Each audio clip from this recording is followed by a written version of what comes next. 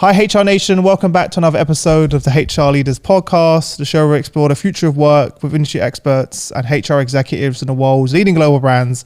On today's show, I'm joined by Darryl Ramey, Director of Global Employer Brand and Employee Engagement at Harman International. Welcome, how are you? Doing wonderful. Great to be here. And have to comment too. I love your backdrop, very festive, for the holiday season. Right? Yeah, I appreciate it. I'm getting in trouble with the team now though, because they're like, we can't keep recording episodes and releasing them next year because in like February, it would still be in the background. And people are like, it's fine. It's all right. We'll be fine. You put a shelf life there, that's for sure. Exactly. Okay. What about that photo behind you? It's super interesting. Obviously JBL, one of the brands, which, and again, I'm a fan of. Tell me more about that picture. So we have, one of our brand ambassadors. So I don't know if you followed the baseball in the U.S. at all, but Mariano Rivera. So, from the New York Yankees. Cool. Yeah. It's not a big sport in the UK, but I remember going to watch a game when I came over and I was like, is it really 4 hours? We have a 90-minute football game and that's long enough. And I was like, I didn't realize how long. People go, it's a whole experience. Yeah, a different attention span, that's for sure. It takes to sit down for the games. And I realized most people aren't even watching. They're just having a good drink and a good chat. And it's sort of just drink, bite of food, little conversation, and a little backdrop of baseball you might tune into every now and then. Lovely. Well, look, tell everyone. Firstly, congratulations on the new addition to the family. How are you and the wife? Yeah, no, but we're doing well. So we have, young son, younger daughter. So we welcomed our new addition about 5 weeks ago. So adjusting as a new family of 4 right now. Amazing. And tell everyone a little bit more about your journey to where you are, how you got started and how you kind of came to be in the role you are now. Yeah, happy to. And I would say the interesting thing about my journey is I've reinvented myself a couple of times, just as the world, the industry has evolved. And I began my career really in store level staffing in the retail space. And that was where I really fell in love with recruiting initially. And I transitioned, from store level staffing to become a headhunter for a number of years, working at an agency and a firm, doing a lot of work in the technology space, being around the New York City area, a lot of investment banking and finance, so kind of financial technology is where I had done a lot of work.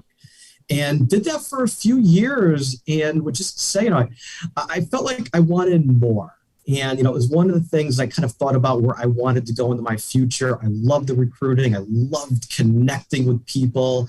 But I'm someone who kind of appreciates and enjoys, strategy and building and, doing some of the creating. And I didn't find that as fulfilling on the headhunting side. So I transitioned over to corporate.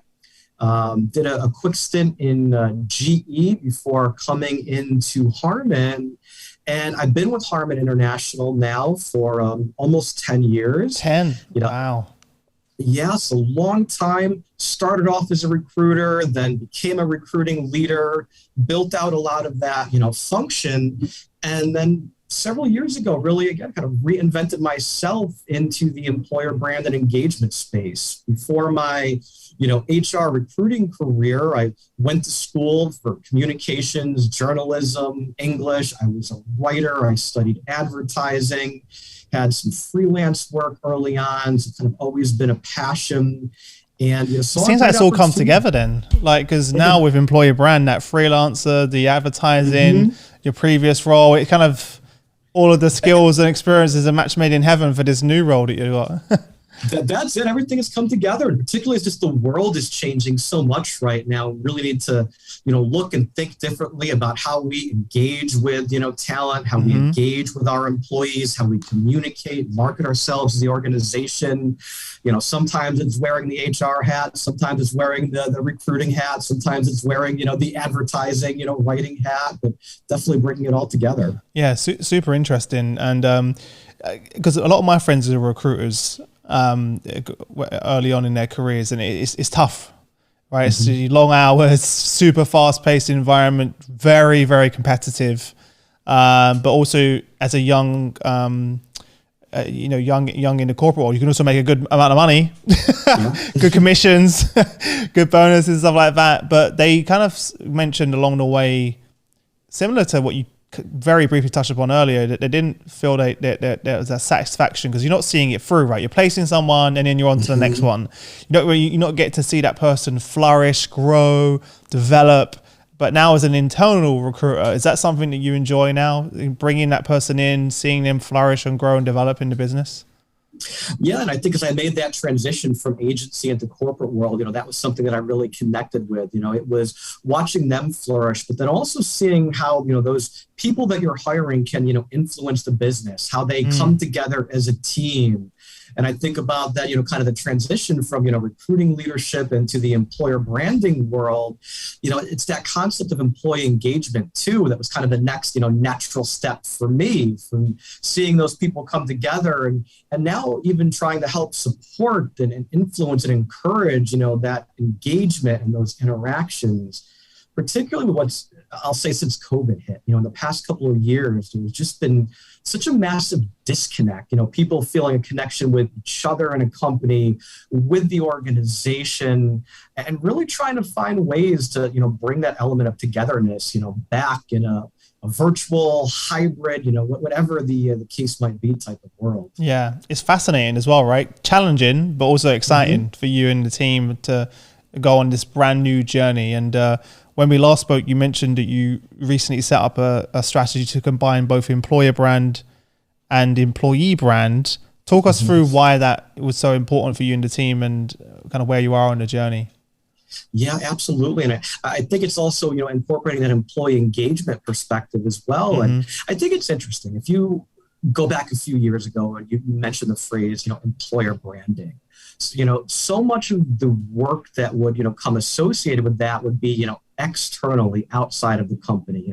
How are you marketing yourselves to prospective candidates? How are you marketing your organization, to the talent market? And right now, given, all of those, disconnections that have happened in the world, we need to focus as much, re-recruiting our existing employees, as we do, recruiting, new employees into the organization. So kind of taking that. Isn't that a crazy concept though? Isn't that crazy that we're re-recruiting in our own company in order to not lose talent? Everyone's talking about the Great Resignation, the Great Awakening. So you need to be putting, if not as much, but if not even more focus internally now more than ever. And re-recruiting, when you said that to me last time I spoke, it kind of made me think, wow, re-recruiting our current employees is a whole new concept to think about. Yeah, and I think it's just that paradigm shift, in the industry. It was one of the interesting things. As part of our work, we've been conducting, a series of, employee research, surveys and focus groups, interviews, really trying to just get a better pulse on what's important to people now as a company. What are we doing well? How could we deliver differently? How have their, perspectives and needs changed? And, we're a global company, we're in operations in over 30 countries, but the consistency that we heard back was very, interesting about, what we do well, where some of those, challenges are. And, some of what people were mentioning and saying that felt over these past couple of years is, they're working really hard. They're stretched, they feel that pull of their personal life, the stress of a pandemic. They have, tasks and their daily responsibilities. And working remotely, it's been difficult for them to kind of pick their head up, understand even, what's going on, around them. And, many people said, that they're seeing maybe some things that recruiting is doing and sharing that they weren't even aware of, our company doing, so they felt in some ways they're seeing that messaging going outside of the company and an appetite to even see and hear and feel some of that messaging, shifted back in. So it kind of revalidated that concept of, re-recruitment, there's an appetite for it and just better connecting and feeling, a sense of, belonging with your colleagues. Mm-hmm. Was there anything in there that surprised you in the feedback? I think the surprising thing for me was just actually the consistency. I think we were expecting to see, just with some cultural and regional differences, maybe some stronger feelings, in one place, versus another. But, we kind of heard, loud and clear, what those thoughts and feelings were. I think the other thing that I think was a big standout for us was on the subject of communication. and how we communicate, as an HR organization. You might have, emails going out, written communications, constantly, but, feeling that, maybe that takes away from the humanization that people might have, being able to interact with people, in person. So a desire for more, video and connection. So another loud statement that, how people are hearing the message is maybe even more so important today than, what they're hearing in the message. Yeah. So once you did the surveys, I think one of the challenges all organizations have is you get all of that feedback and don't do anything about it. Or, where do we focus our time and energy? What were the kind of top areas that you identified with you and the team that said, okay, this is where we're going to focus our time and energy? Yeah, absolutely. I think it's a great question because we have to look at both, the short and the long game. I think there's opportunities for quick wins. And I think when I mentioned things that around, just our communication style, our cadence, how we're, engaging, and even trying to just show more recognition and appreciation, kind of spotlighting our employees. That's some of the low-hanging fruit that can get some immediate impact, doesn't have a high cost, doesn't require, long-term solutions. So those are the things that we're really looking to put in place, immediately. Longer term, as we hear, the, let's say, mixed perceptions around, what people want out of work. And it's the whole concept of, remote work versus hybrid work versus on-site. There's some strong feelings there on both sides. Some people feeling that they want to be in the office, some people feeling they want to work from home, others wanting a combination and, not having a one-size-fits-all answer. I think those are the questions that are going to take a little bit longer to sort out and will probably, really require some, hybrid, approaches. I think just listening to people is also something that, often, we need to do more of, in an organization. And it's funny, you're in HR, you have the word human in the title very often, but we're not always listening to, what the people are and might overcomplicate some things. So it's really trying to simplify where we can, listen, show that appreciation, and look at what we can do in the interim, before we hit some of those, bigger picture, things like, the work from home concept, flexibility, in the office place. Yeah. It's interesting because I'm seeing a lot of companies do a lot of work around creating personas. And then then everything you mentioned, you can kind of map those personas because, for example, what someone wants earlier in their career is very different to what they want later in the year. For example, they may have kids later in the year. Someone with kids wants completely different to someone who's, a young adult earlier in their career who wants to be in the office, wants to be around people, super excited about it. Or you got, again, more mature audience who perhaps are maybe looking after parents, caring for parents. So there's no longer, not only is there not a one size fit all, but it needs to constantly evolve throughout their career.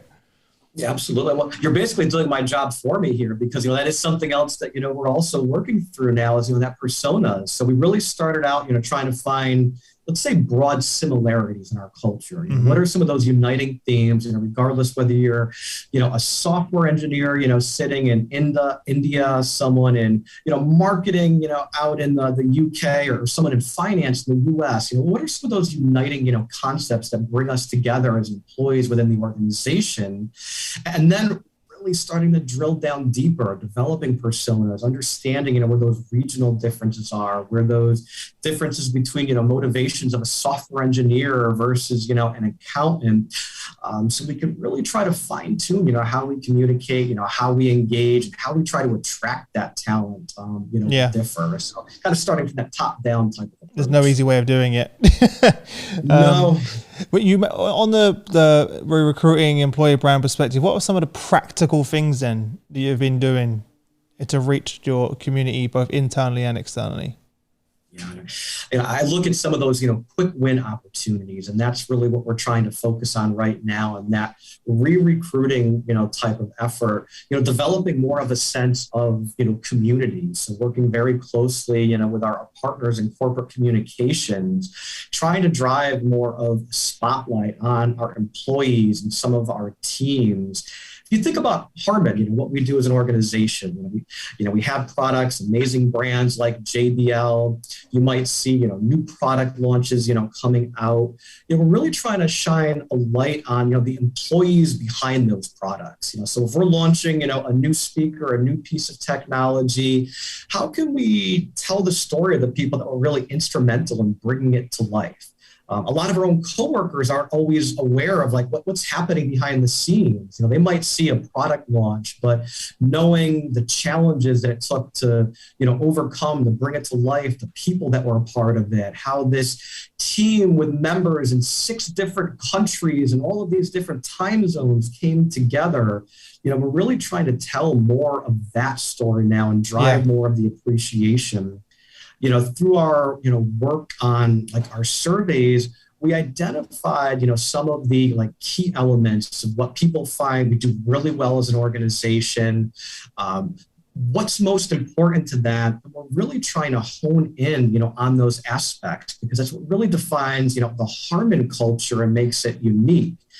And if we think about it, there's just so many topics. It can be so convoluted if you want to try to be everything to everyone. It's really trying to take more of a focused view into your messaging, your communication strategy, developing those priorities over time, just to ensure that you're kind of hitting things that will resonate with people, where it matters to them. Yeah. No, I love the idea of spotlighting. So how are you going to focus on that? Is it going to be video, do a short videos to spotlight them? Maybe obviously audio, right? You got that part down. So maybe using some of your own technology to present those sort of audios, podcast stories, or what formats are you thinking about? Well, and again, just, because everyone responds to things differently, we're really trying to, create a multifaceted approach. So video, written words, even, quick hit, animations, things that might be simple, some podcasting, speaker series, really trying to build a kind of a communication, ecosystem, because what resonates, with me might be really different than what resonates with someone else. So, trying to, tap into that. And also from an HR perspective, this is one of those other, kind of industry phrases that just gets thrown around a lot now. But if you've heard the phrase, moments that matter before, we're really trying to look, within our people cycle and identifying those key moments, in an employee's, life, onboarding, maybe 60 days after they start, performance time, opportunities, for learning and growth, mapping that out and trying to ensure that there's more of an experience to it instead of just a transaction. And sometimes, HR can be a little bit transactional. And as we create things like videos and, some of these elements highlighting our culture, with our people, we're going to be embedding them into those various moments, just trying to ensure that it's not something that hits you, you see it once, and then you just don't hear about it again. So really trying to bring it to the culture. Yeah.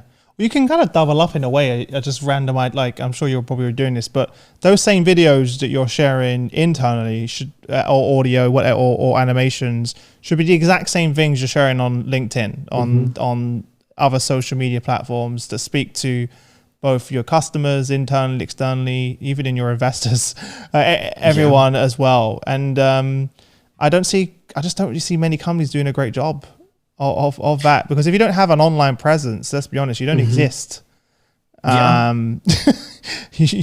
Which many functions that I speak to don't necessarily have the skills within their teams to be able to be consistent at putting out content like that. Very rare that they have an editor, a video editor, or someone internally.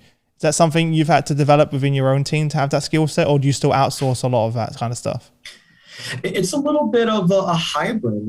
I think something else, we just look at changing perceptions out there. There's always been maybe a feeling that anything going outside of the company has to be unbelievably polished, high looking production. so professional, but you also you get a sense that sometimes it feels artificial. Oh, it is artificial. It is artificial by the very nature, because we don't create a full video production to call our friends and family on FaceTime. But we do it when we want to speak to people. This is part of our strategy going forward that we're really looking to implement, in 2022 and beyond is really being, mindful in how authentic, that content is. Not everything needs to be polished. Not everything needs, a formal editor. Even conversations, just like you and I are having right now, just in a real way, might I misspeak on a few words? Might I stumble? Could there be a couple of ums and things like that in here? Absolutely. But it's also real, and people gravitate, towards real. You think about the content itself, and this is something else we're really trying to be mindful of. If we're trying to portray, who we are as an organization, sometimes you try to you sugarcoat it. You only want to show those amazing good things.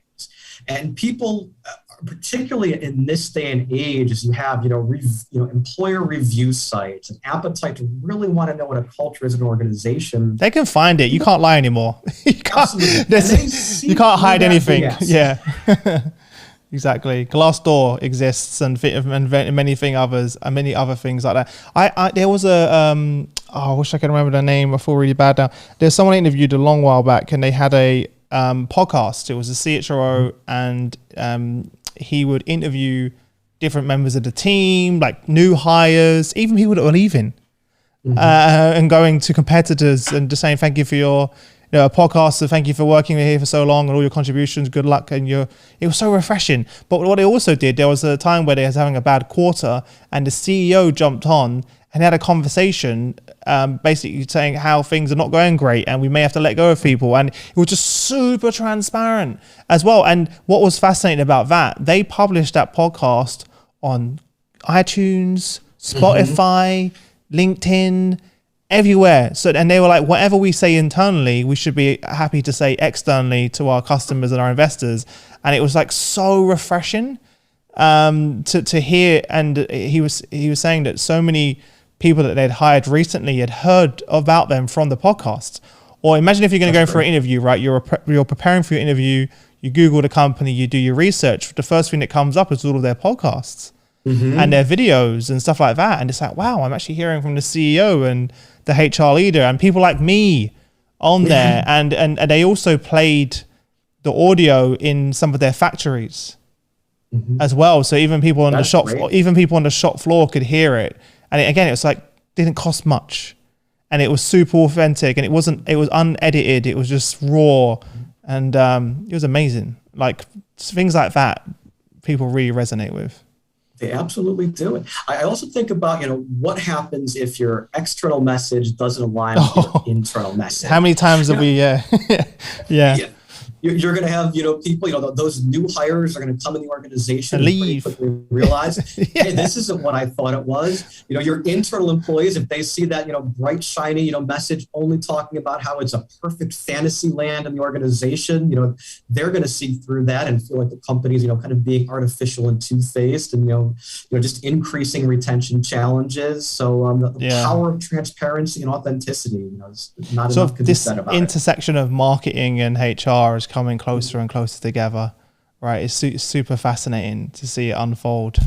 And I think that's why roles like mine even exist right now. You go back a few years ago, positions like employer branding, employee engagement, employee few experience, organizations had them, very but rare. It wasn't widespread. No, definitely. What does the relationship look like between you and the marketing team, out of interest? Because that always seems to be a disconnect in many companies. Yeah. And I think, we're trying to work, closer together. As I even, referenced, a little bit earlier, our desire, like with employer branding, to be telling more of those people stories. We're looking for those, opportunities. I think in a perfect world, we could really have, a symbiotic relationship. They're, selling our products. We're trying to sell our people and our culture. Well, those people who are, customers of our Are product can attracted to also. that. Yeah. Exactly. Those are people who could be in our talent pool and vice versa. Those people that were getting excited by, career opportunities or touching some of our recruitment marketing, very well could be those, consumers of the product as well. So like, I think from an industry perspective, that's where, we're heading, is more of a bridging between those worlds. We aren't there yet as an organization. We're certainly looking for ways to continue establishing, partnerships and opportunities, but it takes time. Yeah. What are you doing around the employee experience from an onboarding perspective? I literally just came back from lunch with a friend, or my wife's friend, who just got a job, and from a very large company. I'm not going to mention who they are, but she was like, I'm so happy I got this job because I couldn't go through that many virtual interviews ever again. It was awful. I think she said like 15 interviews. It was something ridiculous. Wow. And it was like so mentally exhausting. And she's a parent. She's got 2 kids at home. She's trying to juggle that whilst getting ready and be, well dressed and etc. for your online interviews. And it's just like, I'm so happy I got that job because I don't think I could do this again. And I'm seeing many, and that's not the first time I've heard many people say that this kind of virtual recruiting experience is just terrible. To not enjoying it, put it that way. It's stressful. I mean, just think about what a person, is going through. When your question about the onboarding, experience, you think where someone is by the time they're getting ready to start with your company. They've gone through a lot of those conversations, probably both with you and other companies. There's a lot going on in their life, in the world. And I think it's time we rethink, what onboarding should look like, looking at pre-boarding, plus onboarding. Not just waiting for someone to show up. Here's a couple of trainings, a couple of meetings over maybe your first week, some introductory conversations, and then good luck, have at it. We'll check back in with you when it's time for performance evaluation. Starting that engagement before they ever step foot in the company, giving them a sense of comfort and a sense of connection, before day one.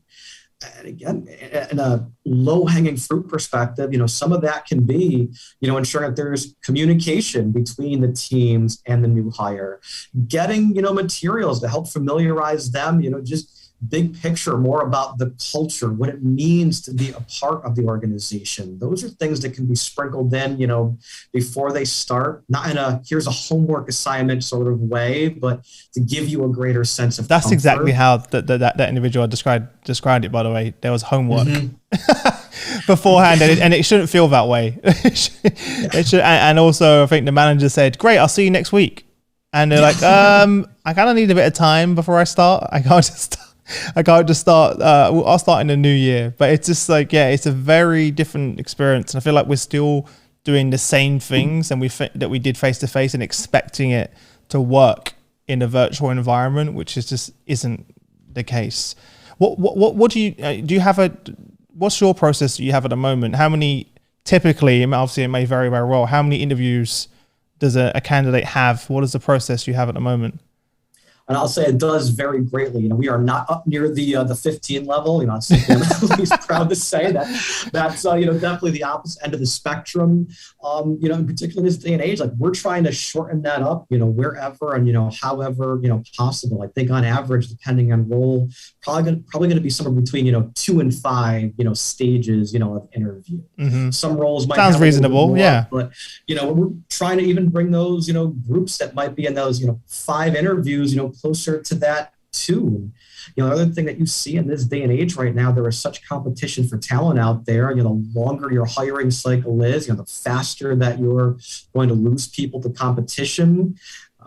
I think we're also being very mindful in the interview process. It's a two-way street. It's not just us asking the questions, constantly and, really trying to make sure we're developing, materials and training for our hiring managers and simple materials, for them to have on hand just to keep, that, candidate's experience in mind as we develop, kind of our new, employer brand and value proposition, those key elements that make our culture, putting together in a simple kind of cultural fact sheet for them, here are an easy way for you as a manager interviewing, a prospective employee, how to describe our culture to someone, because I think that's something else that you need that common struggle with language, don't sometimes. you? You need that common language, because in most organizations, even in mine, everyone would give you a different answer. And it's important that we are able to define that to everyone very clearly. Absolutely. I think that's just one of the big takeaways, that we're really working on to make sure it is a clear, it's concise, it's digestible, it's easy for someone who may not be a natural communicator. We don't want to take for granted, here's 1,000, talking points, pick the ones that, you feel most are important. It can be a little overwhelming for someone who may not be that, comfortable. So simplicity is also understated at times. And it needs to translate across multiple mediums. Video, audio, written, verbal, everything that we just said. Yeah. How do you, I'd say, how do you rate, but I know the brand, right? Because I used to be a dancer and JBL speakers. We had some speakers. That's, again, how I knew the brand. But do most people know do they know your brands better than they know Harman International? Do you have to do a lot of work around educating candidates on who you are, because outside of the brands?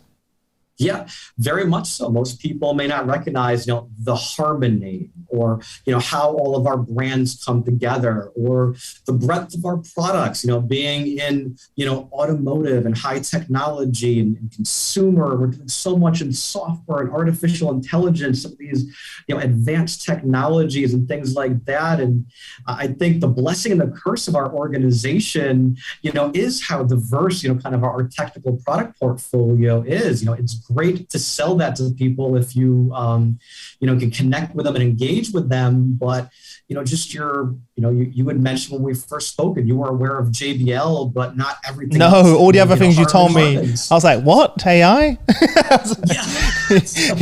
All the other things. But also, like you said, that's also exciting for your value proposition, right? Because for someone coming in, there's opportunity for growth, development, and they can work under multiple brands and across the multiple countries and continents. It's exciting. Yeah, and I think as we kind of boil this down, it's like those elements that really make Harman. That was a really big one that just stands out, particularly we have a lot of engineers in our company, a lot of software engineers, a lot of professionals around the world, and one of the things we heard back most often that they really love and appreciate, it's the variety of projects that they'll work on, kind of that diversity. And our culture too, I'll say, there's a level of autonomy built in where people don't necessarily get, the map of, here's where we want you to go over the next 12 months. It's here's a problem. You need to figure out the solution. And for certain people that love that, that's great. You're not going to have someone micromanaging you, saying you need to do the following, 6 things in this order. Here's a challenge. And as an engineer trying to find those solutions to it, as you look at maybe some other, products in different areas and think about how these things might even be interrelated, that's one of our big, selling points, is just that variety of the work and how you'll be challenged and, how you'll grow from that, personally and professionally as well. So that's kind of at the heart, where we see our cultural themes going. Yeah. Well, I love that. Well, that's kind of one of the main reasons people leave, right? Is that they just feel they're not growing, developing, they become disengaged, and they go somewhere else to seek that. The fact that they're able to work on and be exposed to different things constantly. Yes, it's going to be challenging, but it's part of the fun along the way.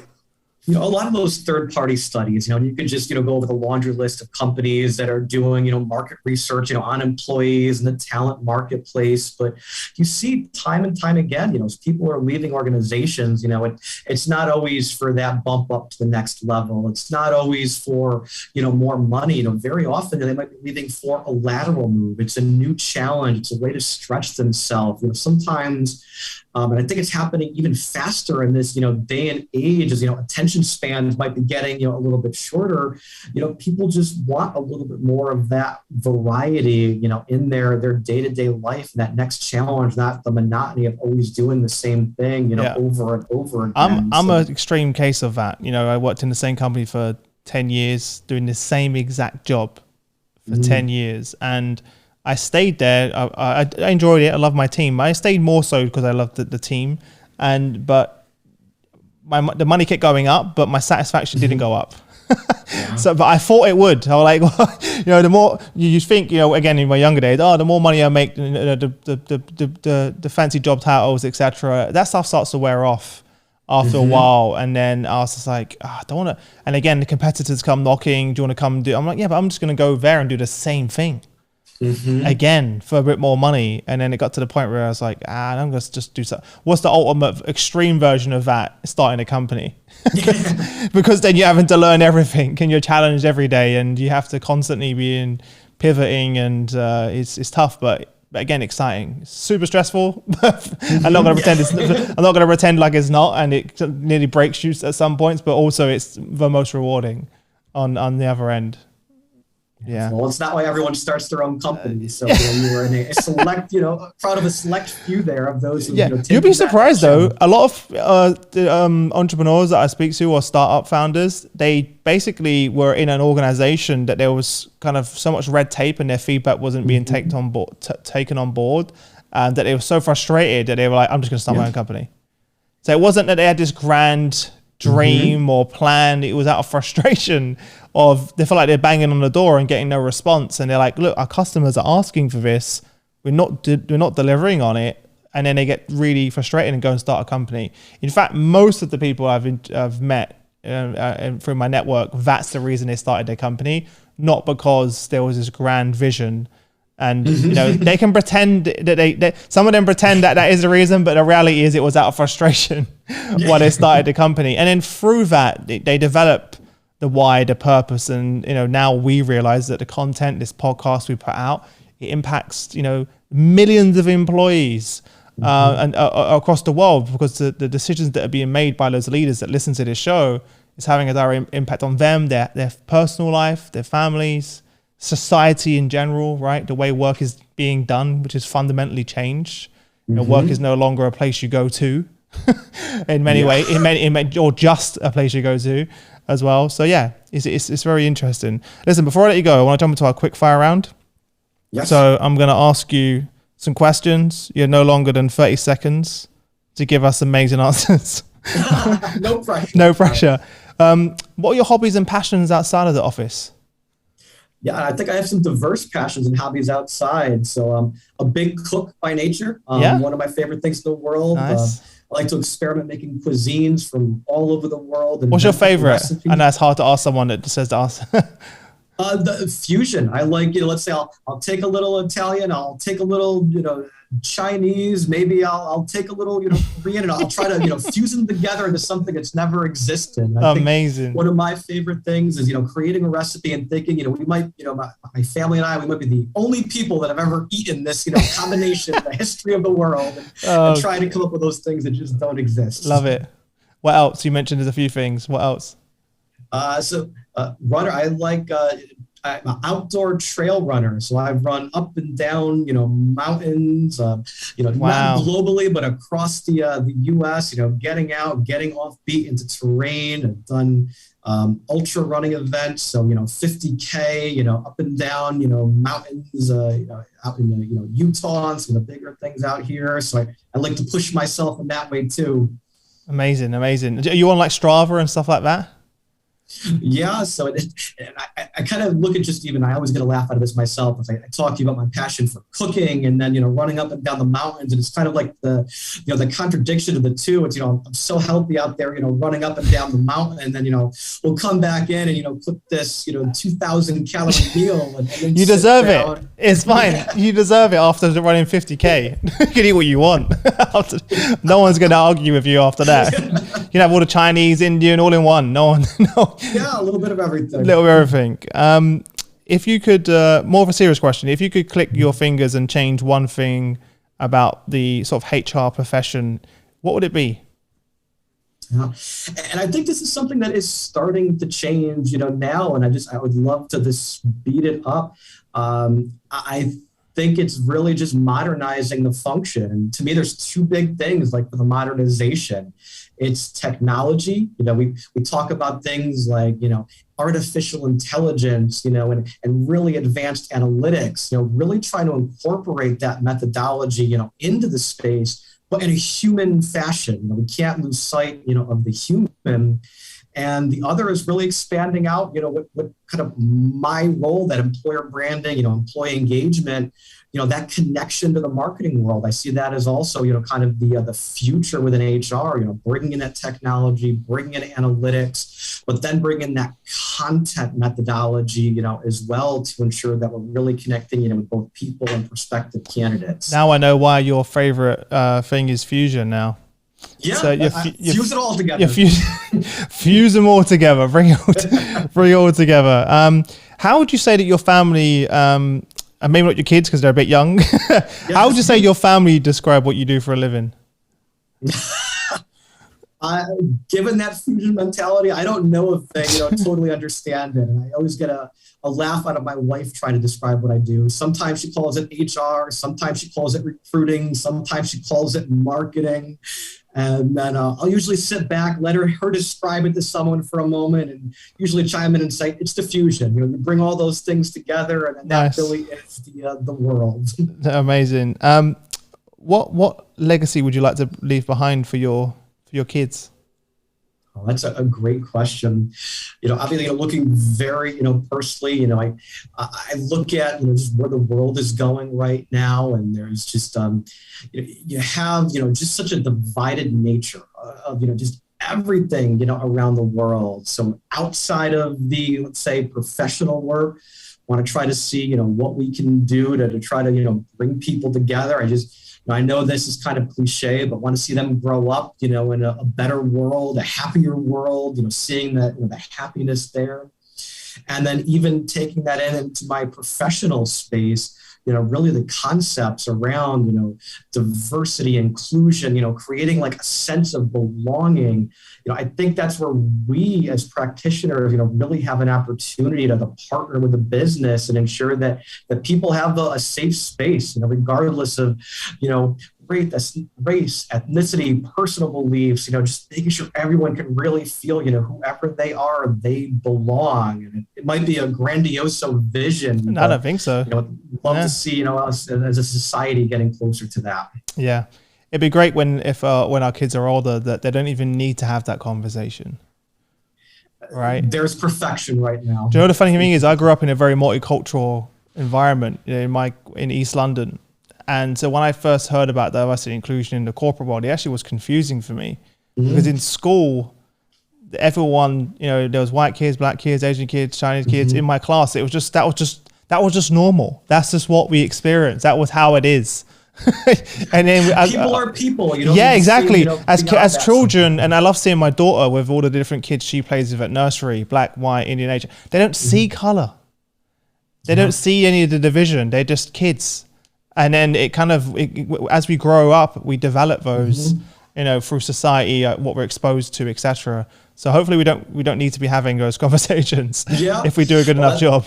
Yeah, that's what gives me hope. It's that whole nature versus nurture. As you see it, the kids don't see it, so they're taught to see that, eventually. Exactly. Yeah, super interesting.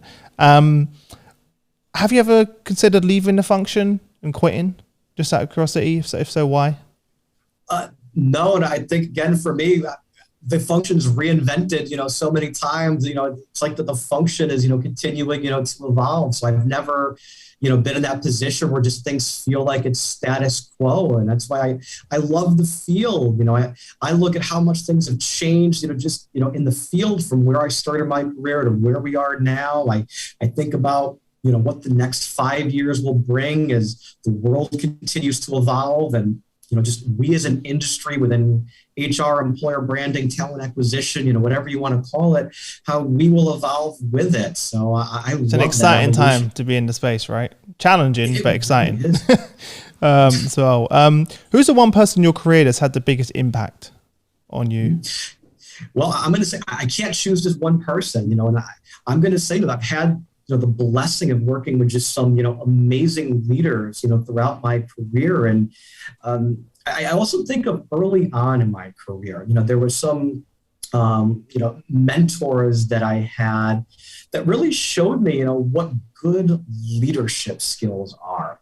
And I think that's something that, I really tried to take to heart as I think about not only my own leadership style, but, how we can lead as an organization. And they were, early in my career, very early stages, I had kind of this artificial view of what the corporate world looked like. Everything is, suit and tie, buttoned up, that artificial Remember sense. those days? You couldn't be sitting here now with your top button undone back then. And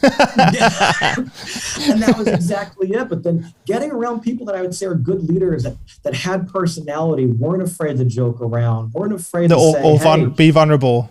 And that's it. We messed this up. We're going to do better next time. Or, hey, this is, personally, a little draining. I need a little bit of, time. There's kind of the whole concept of, I think this is even more so over the past few years, people willing and able to be vulnerable, mental health days, things like that, seeing leaders that are willing, having the courage to kind of take a stand and acknowledge those things. I can't pick just one person. It sounds like you're pretty fortunate then along the way to have some great leaders, which is good to hear. And last question, what's one piece of advice you'd give to the leaders of tomorrow? Oh, that's a great one. And I think, the biggest piece of, advice is, being open-minded about the future. And I look at, particularly, within our space of HR, acknowledging that the function is changing. And I think the biggest impact we'll see from the pandemic and COVID is just a rapid evolution of, what the space means. We've just hit the fast forward button by about 10 years. So we need to operate differently. And why I love the space, we can help to partner with the business and, influence, culture and things like that, and being open to it. And I think that open-mindedness, sometimes, in HR, you can get a little stuck in your ways, what has worked in the past. So really recognizing what people want, listening to employees, listening to candidates, and being willing to hear that feedback. And sometimes that feedback is, we need to do things better. What we're doing now is not resonating. And you can't be defensive. You need to acknowledge it and find those ways to really, drive forward and take some concepts from marketing. Listen to your customer. The customer is always right. Customer centric. Yeah. Well, listen, thanks so much for taking the time to come on the show. I am looking forward to hopefully at some point seeing you in person, but I'm definitely not going to be running in the mountains with you. I'll leave that for my co-founder Shane, who loves doing that stuff. He can go run off with you, and he loves that stuff. Beautiful. So Shane and I will run up the mountain. I'll come back. You and I can grab a pint somewhere. Maybe have a nice meal. No, we can cook. I'm into the my de-stress as well is going home and cooking after. So we can do that. But I'm like very basic. I stick to like my HelloFresh box, and that's as far as I'm going with it as well. But we can do some fusion. Beautiful. Love to run with that. You get the two different kits and we'll combine them together. 100%. Well, look, it's good chatting, and look forward to doing this again soon.